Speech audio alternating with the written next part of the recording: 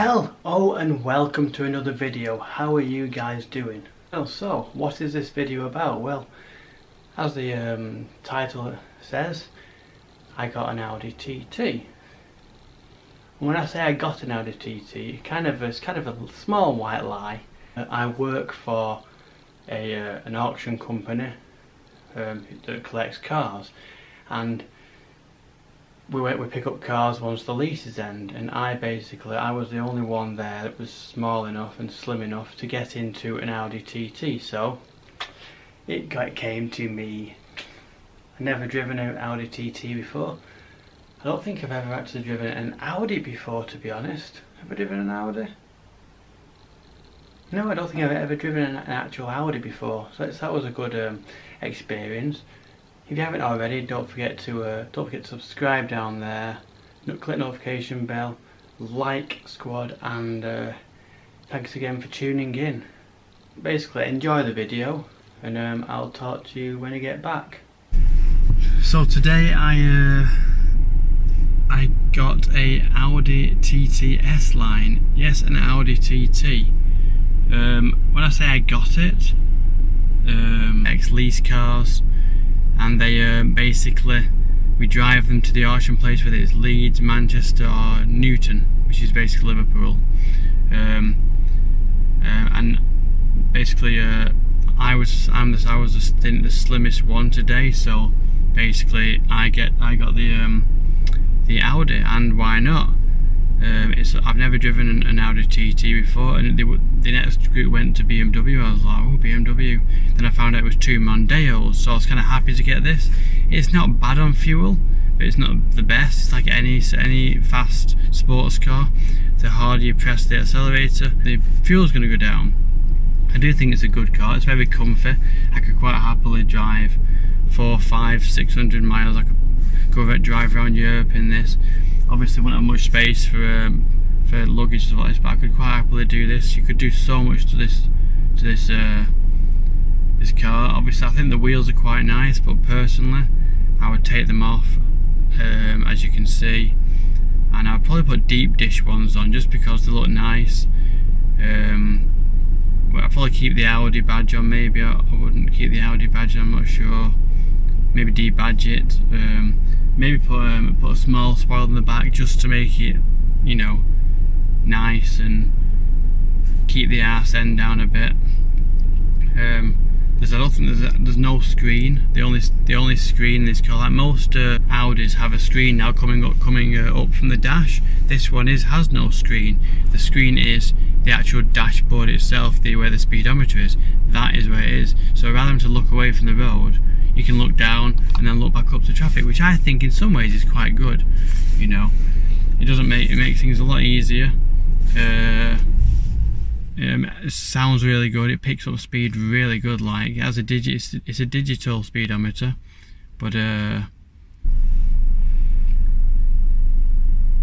yeah, it has media, which is basically your radio, so you can change it into that.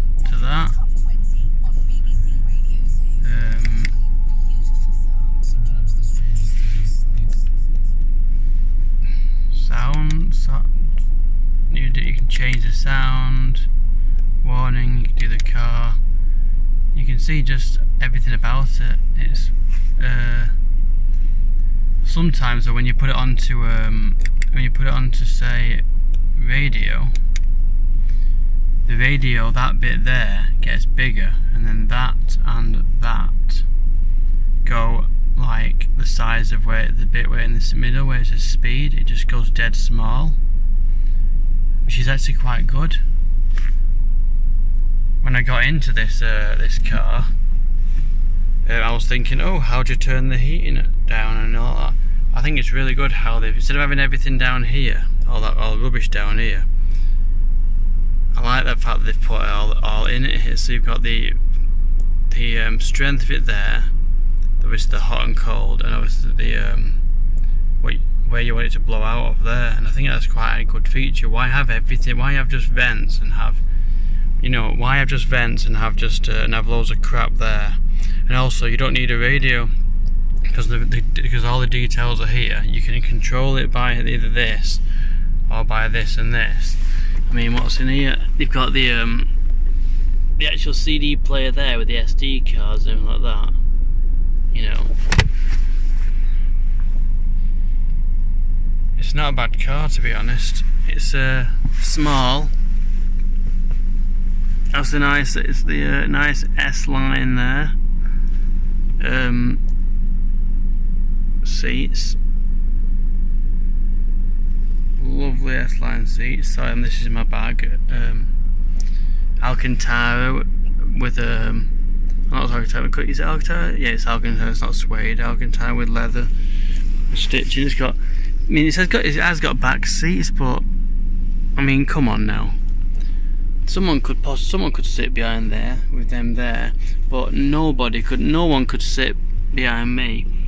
And I'm not even that big, and the way I'm sitting like this is like, I'm 5'11", and I'm so far back. If I was any closer, I wouldn't be able to really do the pedals very well. It's a lovely car, it really is. I think it is quite a nice car.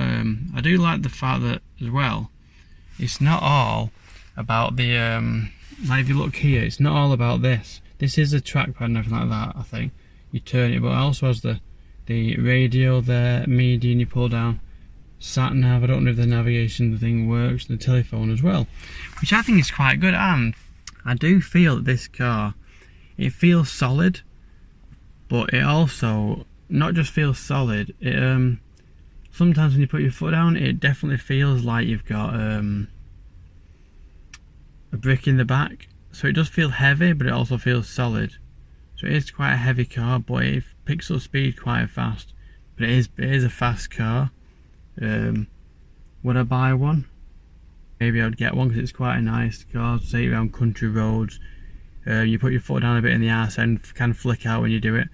What I would have on this is I would rather have it as an automatic, and maybe have flappy pedals, just so you can, when you go around corners and you drive, and you can just, you know, you can just be like bang bang bang. I personally am not a massive fan of these electric handbrakes. In some ways they're good because you put your foot on the brake, you pull them up, and the car decides when it's enough handbrake rather than dragging a lever up.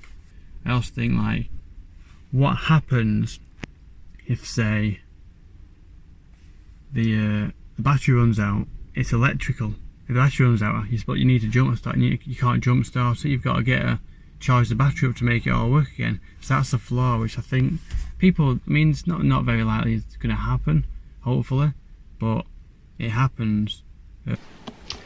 So, what did you think about that video? What do you think about the car? It's more than, I think it must be more than a 2 litre that, because it picked up speed very, very fast. I did try and do a small video of the exhaust, but to me it's not that loud. The engine sound grumbles quite nice when it's on idle, or you're supposed to start a cold start, starting it up. But to be honest, when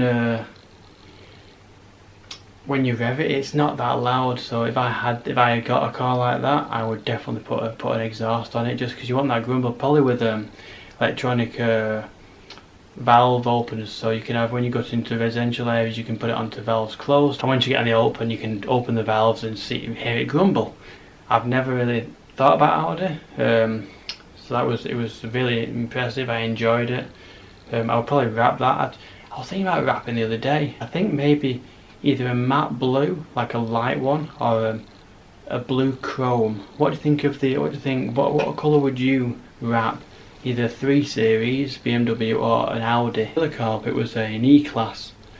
Mercedes 18, I think it was an 18 plate E-Class, but it was convertible.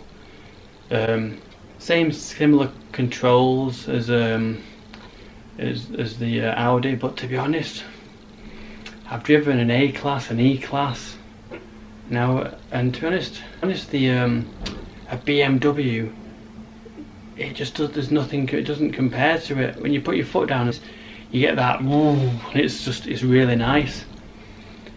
when you put your foot down on in a Mercedes, it's a bit like delay and then go. I'm not really keen on Mercedes, to be honest. What do you think? But what I really do wish, to be honest, is that Audi was an automatic and it had flappy paddles, because to be honest, when I got near to where I was dropping it off, I put my foot, I was going round the roundabout a little bit, like a corner. I put my foot down and the arse end did go out, and it was quite exhilarating. And if I could have flappy paddles and I could like drop the gear, put my foot down, send the arse end out, and then pop a gear up again and go back to normal, it would have been so exhilarating. I'd be like, yes, my next car's an Audi. But let me know what you think in the comments below. Thank you again for viewing my channel. Thanks for the current 83 subscribers. I do appreciate it. Let's get it up to 100. But then let's get it to 1,000 and 1,000 subscribers. I know you can do it. Share my videos if you like them, comment. But if you want to do collaborations with about motorbikes or cars, and also I've put an offer in on that first house. She's declined it, but I've put another offer in. Hopefully that'll go about. It'll be probably in March by the time I get it, and then I'll be doing it up and I'll be documenting it all for you guys. So anyway, thanks again for watching, and I'll see you all very, very soon. Thank you and goodbye.